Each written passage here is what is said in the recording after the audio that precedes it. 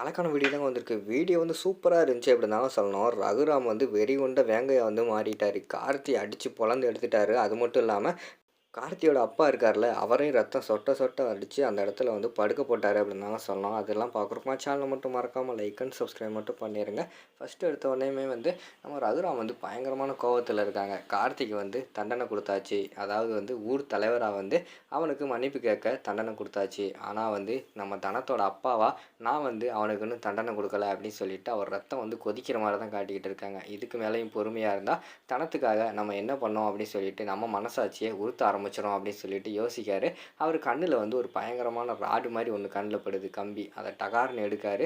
எடுத்து கொண்டு போய் புல்லட்டில் வைக்காரு. புல்லட்டில் வச்சுட்டு புல்லட் எடுத்துகிட்டு வேமா விறுவிறுன்னு போகிறாரு. ஏய் புவனேஸ்வரி வெளியில் வாடி அப்படின்னு சொல்லிட்டு கத்திக்கிட்டு அந்த கேட் இருக்குல்ல அதை வந்து ஓங்கி உதைக்கிறாரு. அது வந்து திறந்துடுது. உடனே உள்ளே இருந்து புவனேஸ்வரி அதுக்கடுத்து அவங்க அண்ணன் கார்த்தி எல்லாருமே வெளியில் வர்ற மாதிரி தான் காட்டிக்கிட்டு இருக்காங்க.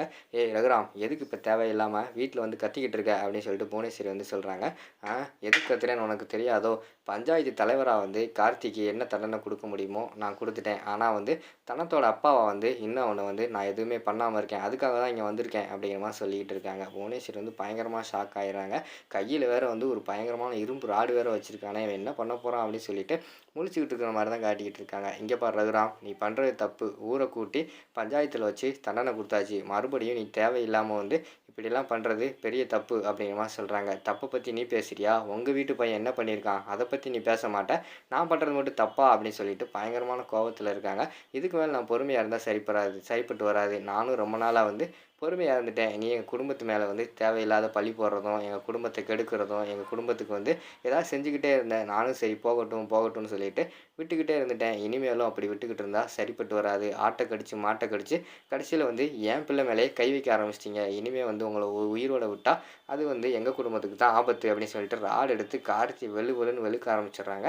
இந்த கை தான் அவளை பிடிச்சது அப்படின்னு சொல்லிட்டு கையில் ஆட்டி மண்டையில் ஆட்டி அடித்து அந்த இடத்துல படுக்க போட்டுடுறாங்க. அந்த இடத்துல வந்து புவனேஸ்வரியும் கார்த்தியோட அப்பா இருக்காங்களே, அவங்களும் எவ்வளவோ தடுத்து பார்க்குறாங்க. ரகுராம் நிப்பாட்டுன்னு சொல்லி பார்க்காங்க. கடைசி வரைக்கும் வந்து ரகுராமுக்கு வந்து கோபம் அடங்கவே இல்லை. வெளுன்னு வெளுத்துக்கிட்டு இருக்காங்க. அந்த நேரத்தில் கார்த்தியோட அப்பா வந்து சுதாரிச்சிடுறாரு. இதுக்கு மேலே நம்ம பொறுமையாக இருந்தோன்னா நம்ம மகனை வந்து இவன் அடித்தே கொன்றுவான் அப்படின்னு சொல்லிட்டு அந்த இடத்துல சுதாரிச்சிடுறாரு. ஏய் நான் தான் பண்ண சொன்னேன், நான் தான் வந்து உன் பொண்ணை கொண்டு போய் கல்யாணம் பண்ண சொன்னேன் அப்படின்னு சொல்லிட்டு அந்த இடத்துல வந்து கார்த்தியோட அப்பா வந்து போய் சொல்லிடுறாரு. உடனே ரகுராம் வந்து அடிக்கிறத நிப்பாட்டிட்டு திரும்பி பார்க்காரு. நீ சொல்கிறது உண்மையா? நீ தான் வந்து கார்த்தியை தனத்தை தூக்கிட்டு போக சொன்னையா அப்படிங்கிற மாதிரி சொன்னோடனே, ஆமாம் உங்கள் குடும்பத்துக்கு பழி வாங்குறதுக்காக நான் தான் அப்படி பண்ண சொன்னேன் அப்படின்னு சொல்லிட்டு கார்த்தியோட அப்பா வந்து மகனை வந்து காப்பாற்றுறாரு. என்னது நீ தான் சொன்னையா? நீ உன் பிள்ளைய ஒழுங்காக வளர்க்கலை, அது மட்டும் இல்லாமல் இப்படி தப்பானது வேறு சொல்லி கொடுத்துக்கிட்டு இருக்கியான்னு சொல்லிட்டு இந்த பக்கம் திரும்பிடுறாரு. பசுபதியை வந்து அடி வெளுன்னு வலிக்க ஆரம்பிச்சிடுறாரு.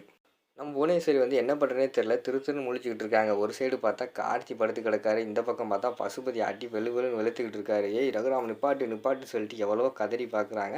கடைசி வரைக்கும் அவங்களால எதுவுமே பண்ண முடியல. ரகுராம் அப்படின்னு சொல்லிட்டு ஓங்கி கத்துறாங்க. அந்த இடத்துல வந்து ரகுராம் வந்து நிப்பாட்டுறாங்க. ஏய் என்ன வாய் பேசிக்கிட்டு இருக்க? உன் பொண்ணே வந்து உன் கூட இல்லை, நீ தேவையில்லை, அந்த ஓடுகாலி பையன் தான் தேவை அப்படின்னு சொல்லிட்டு உன் பொண்ணே வந்து அவங்க கூட ஓடி போயிட்டா.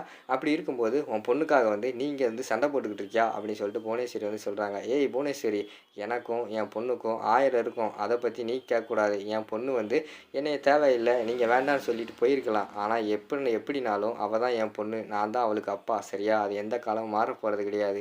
அவளுக்கு எது ஒன்றுனா இந்த ரகுராம் வந்து நிற்பான் அப்படின்னு சொல்லிட்டு அந்த இடத்துல மறுபடியும் பசுபதி அடி பொளந்து எடுக்க ஆரம்பிச்சிடுறாங்க. ஏண்டா நீ எல்லாம் ஒரு மனுஷனாடா? பிள்ளைய வந்து நல்லது சொல்லி வளர்க்குறத விட்டுப்புட்டு இப்படி வந்து முள்ள மாதிரித்தனம் பொறுக்கித்தனம் பண்ண சொல்லி கொடுத்துக்கிட்டு இருக்க. நீ எல்லாம் ஒரு அப்பனாடா அப்படின்னு சொல்லிட்டு அடி வெளுக்க ஆரம்பிச்சிடுறாங்க. கடைசியில் வந்து புவனேஸ்வரி வந்து ரகுராம் நிப்பாட்டுன்னு சொல்லிட்டு கதற ஆரம்பிச்சிடுறாங்க. காலில் விழுகாத குறை தான் கதறிக்கிட்டு இருக்காங்க. அதுக்கடுத்து வந்து ரகுராமுக்கு கோவம் வந்து கொஞ்சம் குறைஞ்சவொடனே அவரே நிப்பாட்டிடுறாரு. இங்கே பாரு, இதுதான் உங்களுக்கு லாஸ்ட் வார்னிங். இப்போ வந்து உயிரோடு விட்டுட்டு போகிறேன். திருப்பி வந்து என் குடும்பத்து மேலேயோ என் பிள்ளை மேலேயோ ஏதாவது கை வச்சிங்கன்னு தெரிஞ்சுன்னா உங்கள் உடம்புல உயிர் இருக்காது, அவ்வளோதான் அப்படின்னு சொல்லிட்டு அந்த இரும்பு ராடை எடுத்து மறுபடியும் பைக்கில் வச்சுட்டு வீட்டுக்கு வர மாதிரி காட்டிக்கிட்டு இருக்காங்க. இங்கிட்டு பார்த்தா ஜானகிக்கு வந்து என்ன பண்ணுறனே தெரில. என்னடா இவர் நைட் ரொம்ப நேரம் ஆச்சு, அளவே காணோம், எங்கே போனாலும் தெரியலையே அப்படின்னு சொல்லிட்டு அவங்க வந்து வாசல்கிட்டே வெயிட் பண்ணிக்கிட்டு இருக்காங்க. எங்கிட்டு பார்த்தா ரகுராம் வந்து கையில இரும்பு ராடோட வந்து வீட்டுக்குள்ள என்ட்ரி ஆகுறாங்க. அத பார்த்தோனே ஷாக் ஆயிடுறாங்க. ஆகா! ரகுராம் வந்து ஏதோ ஒரு சம்பவம் பண்ணிட்டு வந்திருக்காருன்னு சொல்லிட்டு திரு திருன்னு முழிச்சுக்கிட்டு இருக்காங்க. ரகுராமும் எதுவும் கேட்காம விறுவிறுன்னு அந்த ராட கொண்டுட்டு வீட்டுக்குள்ள போற மாரி காட்டுறாங்க. "ஏங்க எங்கங்க போயிட்டு வரீங்க? எங்க போயிட்டு வரீங்க?" அப்படின்னு சொல்லிட்டு ஜானகி வந்து ரகுராம் வந்து பின்தொடர்ந்து கேலியா கேட்டுக்கிட்டு இருக்காங்க. அவரு வந்து எதுவுமே பேசல. விறுவிறுன்னு வந்து அந்த ராட வந்து விறுவிறுன்னு வீட்டுக்குள்ளேயே கொண்டு போற மாரி தான் காட்டுறாங்க. அதோட பார்த்துக்கிட்டிங்கன்னா அந்த வீடியோ வந்து முடிச்சிடுறாங்க.